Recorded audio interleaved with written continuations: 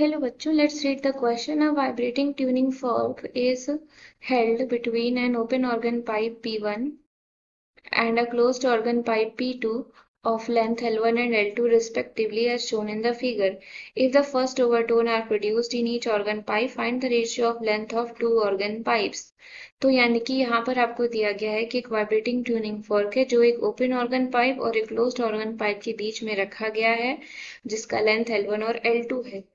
तो अगर हर एक ऑर्गन पाइप में फर्स्ट ओवरटोन प्रोड्यूस हो रहा है तो आपको बताना है कि उनकी लेंथ का रेशियो क्या होगा। तो सबसे पहले हम यहाँ पर की कॉन्सेप्ट मेंशन करेंगे। So here the key concept is की कॉन्सेप्ट में क्या हो जाएगा कि जो फर्स्ट ओवरटोन प्रोड्यूस हो जाएगा क्लोज्ड पाइप में वो क्या होगा,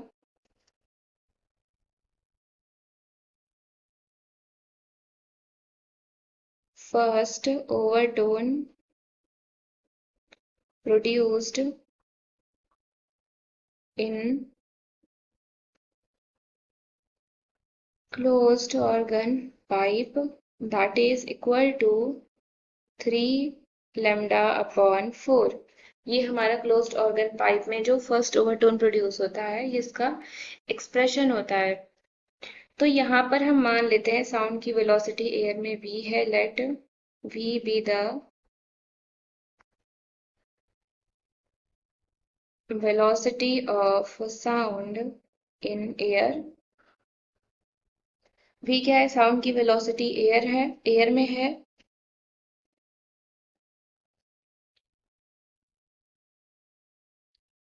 frequency of tuning fork f। तो जब फर्स्ट ओवरटोन प्रोड्यूस हो रहा है ओपन पाइप में, दैट इज ये हमारा किसके इक्वल होता है, दैट इज इसकी लेंथ है L2 तो ये L2 इज इक्वल टू हो जाएगा। और ओपन पाइप में first overtone produced in open pipe किसके इक्वल है, L1 is equal to lambda के इक्वल है।